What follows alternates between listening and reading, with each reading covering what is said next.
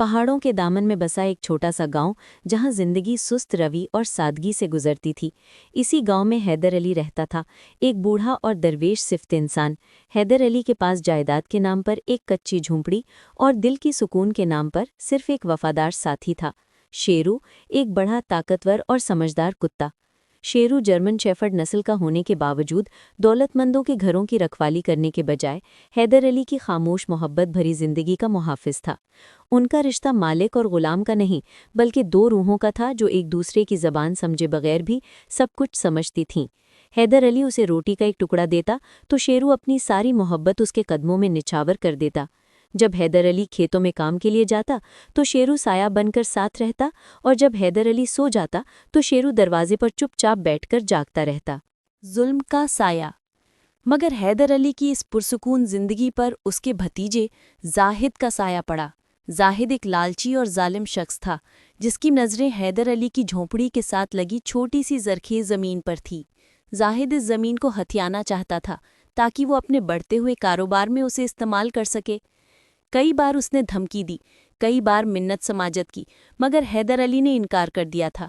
वो जानता था कि ये ज़मीन उसके लिए फ़कत मिट्टी नहीं, बल्कि उसकी ज़िंदगी का आखिरी सहारा है।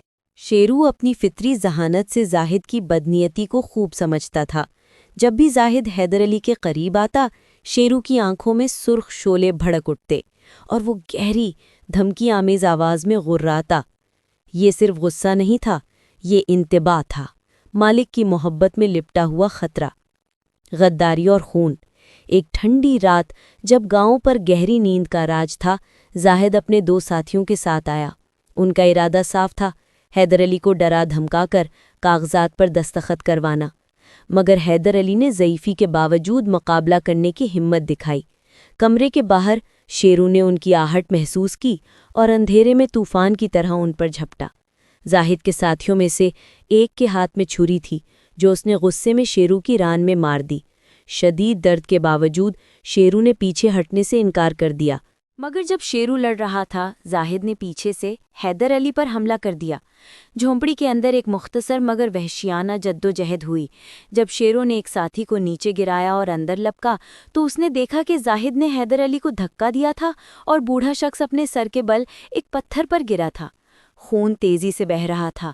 हैदर अली की आंखों में, जो अब बुझ रही थी, आखिरी बात शेरू के लिए सिर्फ प्यार और एक बेबसी का दर्द था। जाहिद और उसके साथी खौफजदा होकर भाग गए। शेरू दर्द में डूबा हुआ और खून आलूद अपने मालिक के जिस्म पर गिरा। उसने हैदर अली के ठंडे हाथ को चाटना चाहा, मगर वहां कोई हरकत नहीं थी। उसने आसमान की तरफ मुंह करके एक लंबी दिल दहला देने वाली आवाज़ निकाली। ये गम की चीख भी थी और इंसाफ का मुतालिबा भी। इंतकाम की कसम। सुबह हुई तो गांव में कहराम मच गया। जाहिद ने साजिश करके पुलिस को ये बावर कराया कि हैदर अली की मौत एक हादसा थी। शायद वो चोरों से लड़ा हो या रात को फिसल कर गिरा हो। पुलिस ने केस को हादसाती मौत करार देकर बंद कर दिया। तमाम गांव वालों ने हैदर अली को उसकी छोटी सी ज़मीन के एक कोने में दफन कर दिया और शेरू उसकी कब्र के सरहाने बैठ गया। शेरू ने खाना पीना तकरीबन छोड़ दिया। वो दिन रात, बारिश हो या धूप, मालिक की कब्र पर पहरा देता रहा। उसकी आंखों की चमक, जो कभी शरारत से भरी होती थी, अब एक सर्द मुस्तकिल गुस्से में बदल चुकी थी। उसकी रान का ज़ख्म मुंदमिल हो गया था, मगर रूह का ज़ख्म ताज़ा था। इस दौरान जाहिद ने ज़मीन पर कब्जा कर लिया। वो खुद को फातेह समझता था, मगर उसे खबर नहीं थी कि एक वफादार जानवर की आंखें उसे मुसलसल देख रही थीं। शेरू अब झोंपड़ी के करीब छिपी हुई एक तारीक जगह पर रहने लगा। उसने जाहिद के हर कदम, हर आदत को याद करना शुरू कर दिया। जाहिद की एक कमज़ोरी थी, वो अपने किए हुए कामों के सबूत को लेकर बहुत मोहतात था। वो उस रात हैदर अली के घर से छीने गए कुछ कागजात को एक कदीम और वीरान कुएं के नीचे एक खुफिया संदूक में छुपाता था। ये कुआं गांव से बाहर एक घने जंगल के किनारे पर वाक़ था। शेरू ने कई दिन तक जाहिद को वहां जाते देखा था। वो जानता था कि ये जगह जाहिद का राज है और वहीं उसका अंजाम होना चाहिए। बदले का दिन। एक शाम जाहिद बड़े गुरूर से अपनी ज़मीन की पैमाइश कर रहा था। शेरों ने ये सही वक्त समझा। वो तेज़ी से झोंपड़ी के पास आया और एक छोटी सी चमड़े की थैली जो जाहिद वहां भूल गया था, उठा ली। उस थैली में जाहिद के कारोबार की कुछ अहम चाबियां थीं। शेरू थैली को अपने दांतों में दबाकर कुएं की तरफ भागा। वो जानता था कि जाहिद उसे कभी भी खोना नहीं चाहेगा। जब जाहिद ने शोर सुनकर पलट कर देखा तो उसने शेरों को अपनी कीमती थैली लेकर भागते हुए देखा।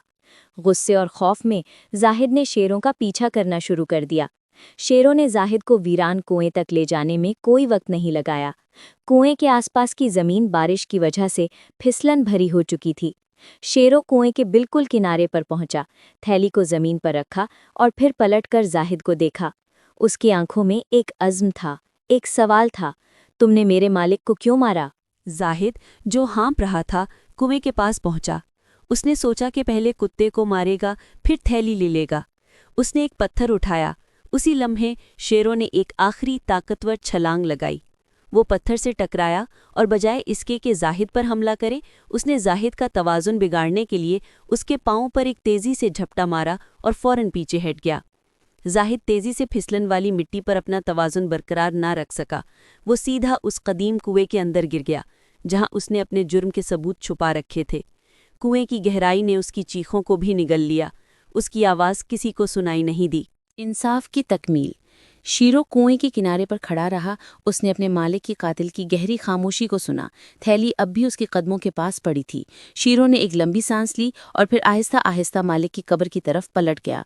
जब गांव वालों को जाहिद की गुमशुदगी का पता चला तो तलाश शुरू हुई।